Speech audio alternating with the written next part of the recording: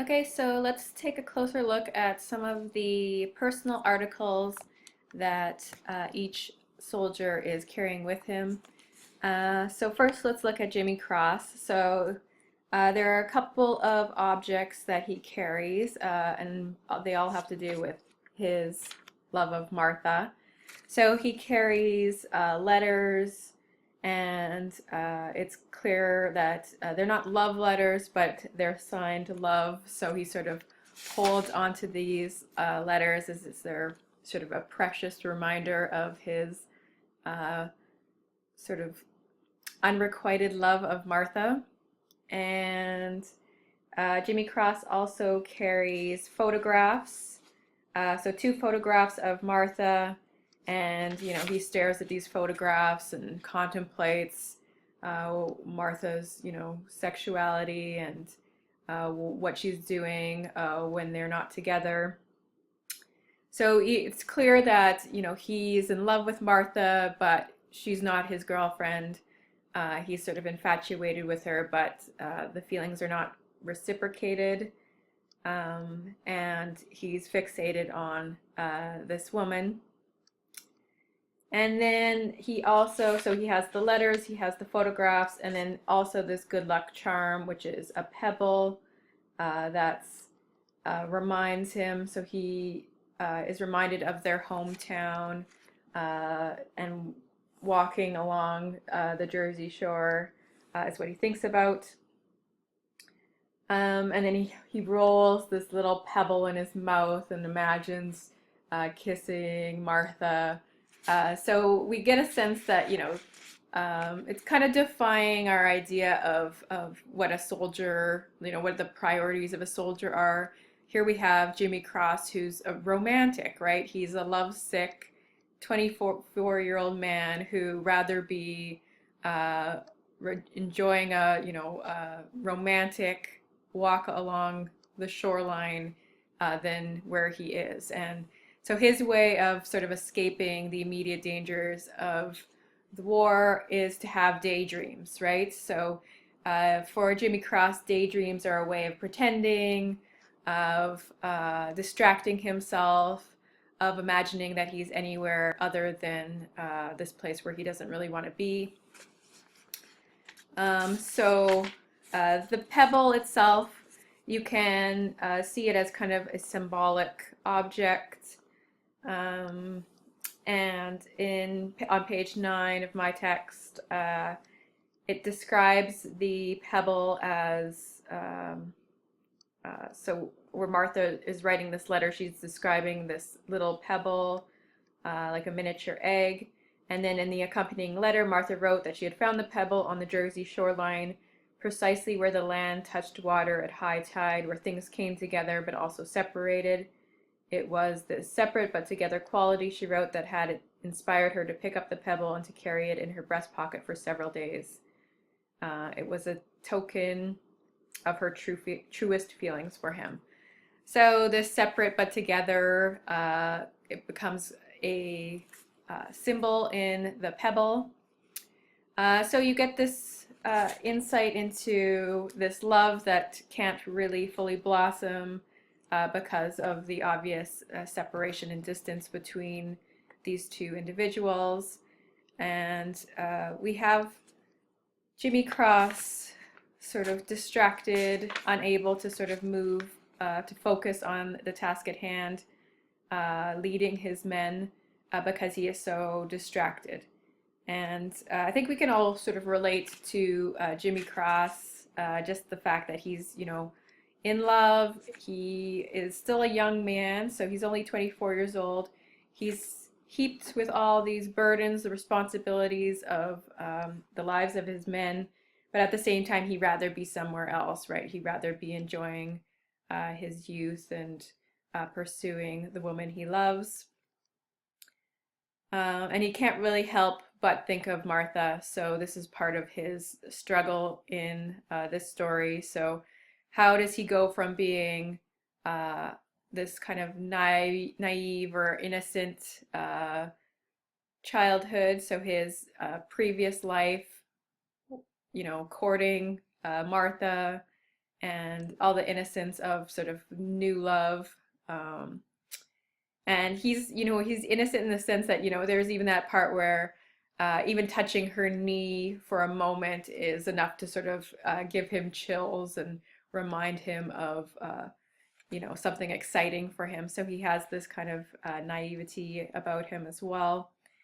And we see a distinct shift occur in Jimmy Cross's character over the course of this story. And the turning point for him is the death of Ted Lavender.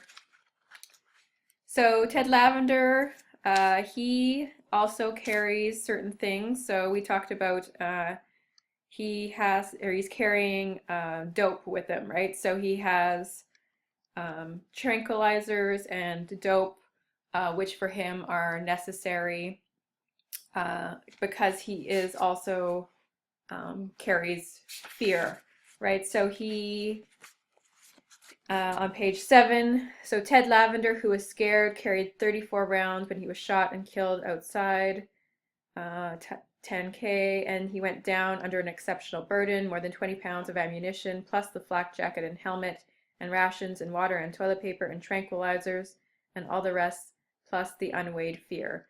So it seems like there's some connection made between the objects that Ted Lavender carries, particularly the drugs, and his fear.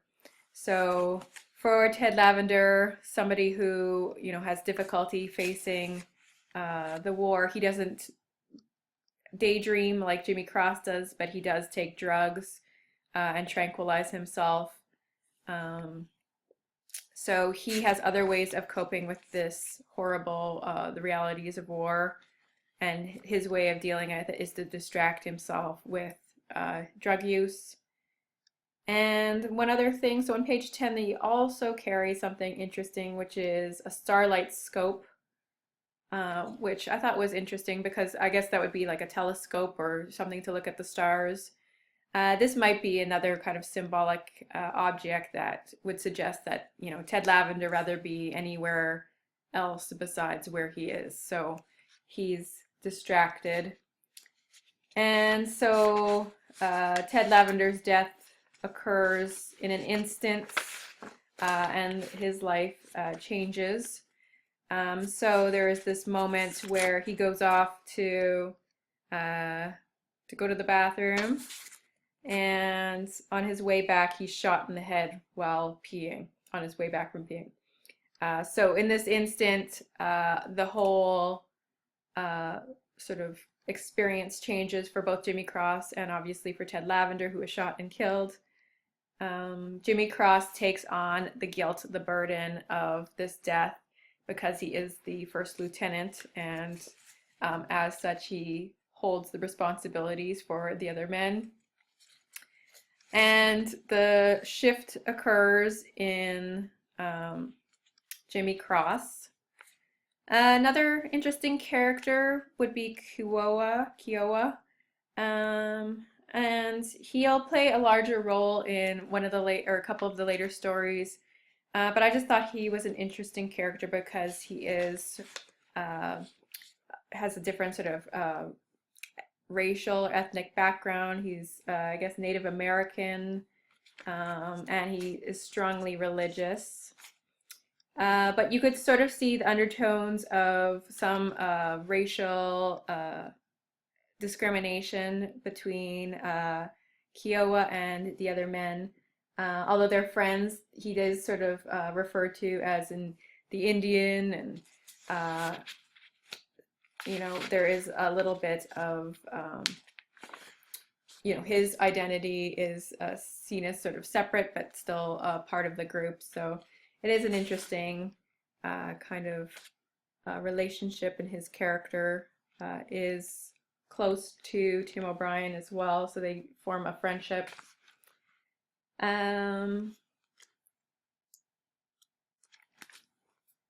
Okay, and then Kiowa's identity, his racial identity is affirmed in what he carries as well. So he carries his sort of heirlooms from his family. He carried his a hatchet, so his grandfather's old hunting hatchet. He also carries moccasins, and also the intangible thing, he carries his grandmother's distrust of the white man. So we do have a acknowledgement of some racial or racism as part of Kiowa's cultural identity. And uh, interesting how it's sort of the elements, there's sort of both physical and emotional or psychological elements that are that are listed in this story. So both things have weight in a way, right? So certain things have physical weight, other things have more psychological or emotional weight. So here we have Jimmy Cross carrying a kind of emotional or psychological burden following the death of Ted Lavender. So once Ted Lavender dies, Jimmy Cross will feel the full weight, the burden of his death, and this is going to change him. He's going to transform himself and take up a sort of harder, more resolved, more strict sense of his duty. There are some interesting details in Tim O'Brien's characterization of Jimmy Cross. The fact that, you know, he is sort of a romantic and is kind of almost childlike in his romantic desires for Martha. It does sort of defy or, you know, challenge our notions that, you know, soldiers are just tough and, you know, unfeeling or very stoic. You do get a sense that these are, you know, individuals who have feelings and they're sensitive and caring and compassionate and you know, they're very young as well, right? So you can see that they're have responsibilities for other people's lives and very serious consequences to actions, but at the same time, there's still a kind of boyishness to some of the men. Some people have also pointed out the significance of Jimmy Cross's name, the initials JC, as being indicative of, you know, perhaps he's a symbol of a Christ figure. So Jesus Christ could be a kind of subtle inference you could make in the fact that I guess like a Christ figure, Jimmy Cross will take up the burden. He is willing to, you know, take the burden of Ted Lavender's death and the responsibility for his death on his shoulders and bear that cross. That's sort of his burden to bear.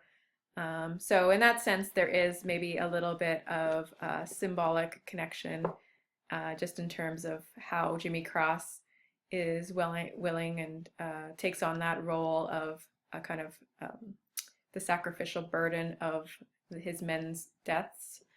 But I don't know if you could actually blame Jimmy Cross for Ted Lavender's death. Like, he is distracted with daydreams, but Ted Lavender is also on tranquilizers. He maybe was not as alert or, um, you know, aware of his surroundings as he could be had he not been on drugs. So I think there's this sense that, you know, everyone's to blame and no one's to blame for these deaths. It does end up being quite senseless.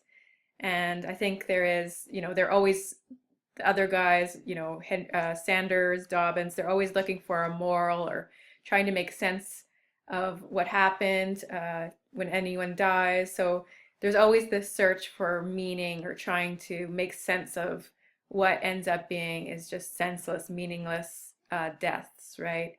And at any moment, you know, any one of you, of the men, could die. So it's part of the challenge of sort of coming to terms with that reality and the difficulty of facing a lack of meaning, I guess, in the war experience.